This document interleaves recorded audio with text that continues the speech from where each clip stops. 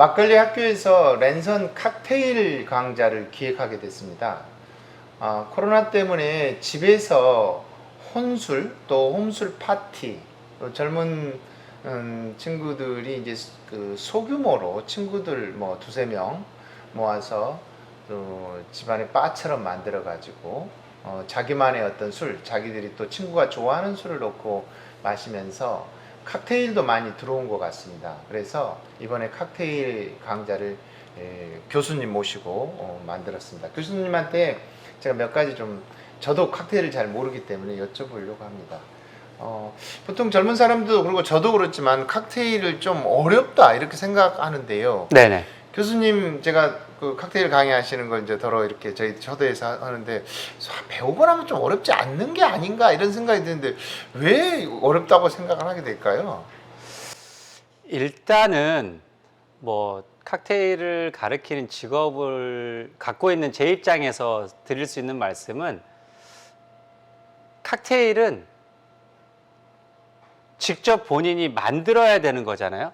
사서 그렇죠. 마시는 경우라면 문제가 안 그렇죠. 되는데, 자기가 만들려고 할 때 집에서 만들어 볼 수 있는 기회를 만들기가 참 어려워요.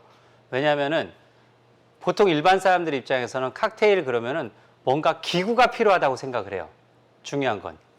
그래서 쉐이커라고 하는 기구, 예를 들면 저 앞에도 있지만 뭔가를 막 이렇게 흔들 때 필요한 기구가 있어야지만 칵테일을 만들 수 있다고 생각을 하기 때문에, 일단 기구가 없으니까 어려운 영역대라고 생각을 하는 거고, 나랑 상관없는 음료, 내가 직접 하기에는 너무나 생소한 분야, 이런 생각을 하기 때문에 어렵다고 생각하는 것도 있을 수 있고요. 장비에 좀 도움 받아야 되는 거예요? 그럼요. 네. 기본 장비는 있어야지 할 수 있기 때문에, 실제로가. 네. 그리고 또 하나는 칵테일을 어디서 배우는지를 모르세요. 네. 배우는 곳이. 누가 좀 가르쳐 줘야 되는데. 네. 배울 기회가 맞습니다. 없어요. 네. 어디서 배우는지를 모르니까, 뭐 배우는, 정말로 관심이 많은 분들은 칵테일을 배울 수 있는 곳을 막 인터넷으로 찾아보세요. 찾아보면 의외로 가르쳐 주는 곳이 몇 곳 있습니다. 서울에만 하더라도.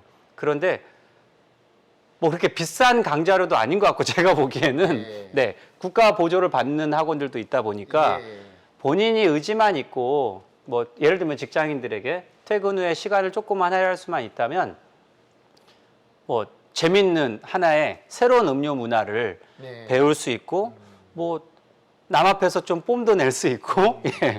그런 뭐 기술적인 부분, 음료에 대한 이해도가 조금은 더 높아지는 거여서, 저는 뭐 관심 있는 분들이 많이 도전해 보시기를 저는 추천드립니다. 그 칵테일 관련된 자격증이 국가 자격증이 있습니다. 조주사. 조주 기능사. 조주 기능사. 네. 조주 기능사 자격을 따서 네. 저희 서울 같은 경우에 네. 어떤 바에 소속돼서 이제 일을 하거나 네네. 아니면은 우리가 이제 소비자로서 칵테일을 맛볼 수 있는 그런 공간들이 몇 곳이나 될까요? 이제 보통 저희가 바라고 하는 이 표현 자체에는 여러 가지 형태의 바가 사실은 다 들어가잖아요. 뭐 예를 들면 클럽에서도 칵테일을 만들어서 팔거든요. 네. 그런 데에서도 바텐더들이 일을 해요, 사실은. 그런데 그런 곳을 클럽 바라고 표현을 해요. 피아노를 연주하는 바를 피아노 바라고 표현을 하고, 재즈를 유독 중점적으로 연주를 하면서 술을 마실 수 있는 공간을 재즈 바 이렇게 표현을 합니다. 그런 바의 형태 중에서 가장 좀 오래되고 좀 음료에 좀 집중하고 막 화려한 음악 소리가 아니고 적당한 음악과 함께 조금 고민도 조금 한번 상담도 해보면서 기쁨도 나누고 바텐더들하고, 그런 곳을 보통 클래식 바라고 표현을 하거든요. 저희들은 이제 그런 클래식 바만 얘기를 좀 해보자면, 아마 서울에 정확한 수치는 아니겠지만 그래도 제가 이 분야에 몸담는 사람으로서 한 400~500개 정도는 가능할 것 같습니다. 와, 네. 엄청 많이 있네요, 생각보다. 아니 근데 이게요, 어떻게 보면 되게 적은 거 아닐까요? 적은 거인가요? 네. 서울에 카페가 몇 개 있을 것 같으세요? 네. 이건 카페 수에 비하면 10분의 1도 안 되는 수준입니다. 정말로. 네. 아무래도 이제 술을 전문적으로 취급하는 곳이다 보니까 일단 이용할 수 있는 연령대가 제한이 있고, 미성년자들은 일단 들어올 수 없는 곳이다 보니까 성인들만 다니는 곳이어서 네. 좀 고객 수가 좀 한정적인 부분도 있고요. 네. 예. 약간 뭐 카페하고 비교하기는 좀 그렇지만 네. 예. 더 많아져야 된다고 저는 생각을 하고 있습니다. 그 이번 강좌에서는 한국수를 적극적으로 이제 그 이 베이스에 좀 깔고 칵테일을 좀 만들고 또 네네. 교수님이 그 칵테일을 재구성해서 좀 더 창작 칵테일을 좀 만들어 주셨는데요. 네. 우리가 칵테일을 배운다 그러면 그 외국의 유명한 이미 네. 그 유명한 칵테일이라는 게 뭐 하루 아침에 만들어진 게 아니라 또 그 세월이 있지 않습니까? 아, 그럼요. 네. 그래서 그 아성이 아주 높게 명성과 아성이 많이 쌓여져 있는 건데 네네. 한국 술은 이제 칵테일 한국 술 베이스로 해서 이제 시작하는 느낌이 드는데 네. 한국 술과 칵테일의 만남에 대해서는 어떻게 보십니까? 칵테일이라고 하는 거 기본 칵테일의 특징 자체가 어떤 술을 써야 된다는 고정관념이 없는 음료거든요. 이거 자체가 네.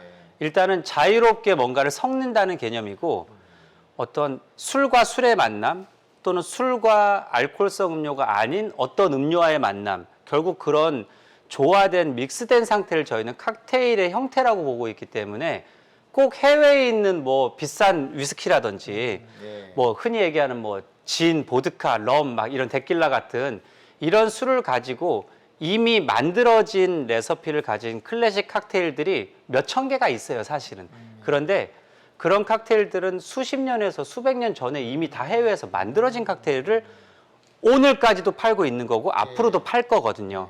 그런데 이제 우리나라 술이라고 하는 것 자체가 사람들한테 많이 안 알려져 있잖아요. 문제는 일단 그렇죠. 술 이름 자체가 네, 유통상의 문제도 있고, 네, 눈에 좀 많이 안 띄어요. 무엇보다도. 예, 예. 네, 그러니까 일반인이라고 하는 보통의 대중들, 네. 이런 주류 업계에 종사하는 사람들이 아닌 보통의 많은 대다수 분들 같은 경우에는 보통 술을 살 때 마트에서 주로 많이 사세요. 네. 그렇죠. 예. 당장 그러면 그 마트에 우리 술이 많이 깔려 있어야 돼요, 사실은. 네. 그런데 마트에 가보면은 해외 술들이 훨씬 많이 깔려 있거든요. 아, 그렇습니다. 일단은 그거부터가 바뀌어야지 우리 술, 뭐 전통주 이런 단어 자체에 대해서 사람들이 특별하다는 단어라고 생각하면 안 돼요, 일단. 예. 네, 그냥 오렌지 주스가 특별한 음료가 아니듯이 우리나라 술 어떤 특정 이름이 아주 익숙해져야 될 때까지는 굉장히 많은 홍보라든지 그런 프로모션이 좀 있어야 되지 않을까 네, 그러네요. 생각을 그런 문제가 합니다. 있네요. 네. 칵테일이 그 대중화되지 않는 이유 중에 하나가 칵테일 레시피들을 보면 다 외국의 유명한 술들을 소비하는 어떤 방법으로 또 그들이 이렇게 축적시켜 왔던 도시의 문화들이 거기에 함께 이렇게 얹혀져 있는 것 같아요. 그래서 새로운 이야기가 술이 하나가 만들어질 때 새로운 이야기도 하나 만들어지는 것이지 뭐 그냥 두 가지를 섞은다고 해서 막 그게 이름을 당장에 얻거나 그러지는 않는 것 같고요. 한국 술을 바탕으로 한 칵테일을 만드는 것은 이제 시작이지 않는가 이런 생각이 드는데요. 젊은 친구들이 한국 술에 관심을 많이 가져서 네. 많이 이렇게 그 창작 칵테일도 많이 창작 칵테일 대회도 하고 하죠. 많이 하고 있습니다. 예. 네. 그래서 그런 대회도 준비를 하거나 아니면은 내가 즐기는 어떤 술 문화. 그러니까 술을 빚는 건 저희들이 막걸리 학교에서 술 빚는 것은 그 좀 1인 노동 같아요. 그래서 좀 더 내가 머리로만 좀 지금까지 너무 사무적인 일로만 머리로만 썼다. 근데 내가 좀 몸을 쓰고 싶다 했을 때 이제 술 빚기를 하고 그래서 그걸로 조금 자기 삶의 여유를 찾아간다고 한다면 칵테일은 훨씬 더 뭔가 이렇게 퍼즐을 맞추듯이 취미 활동을 하면서 재미나게 뭔가를 좁은 테이블 앞에서 뭔가를 내가 만들어 본다라는 느낌이 들어서 즐긴다는 느낌이 좀 강하더라고요. 그런 점에서는 우리 식당에서 있는 그 가르쳐 주지 않았는데도 알게 되는 폭탄주 문화를 대체하는 한국 식의 어떤 칵테일 문화가 좀 만들어져야 될까 보여집니다. 네. 오늘 이번 강좌에서 교수님께서 12가지 칵테일을 보여주실 거고요. 그 중에서 6가지를 여러분들이 따라하게 될 것입니다. 즐거운 강좌로 꾸밀 테니까 잘 보시고 집에서 홈술 파티 그리고 나도 이제 칵테일 만들 줄 알아 뭐 이런 식에서 취미 하나를 가져보시기를 바라겠습니다. 강의 잘 부탁드립니다. 아, 물론입니다. 네.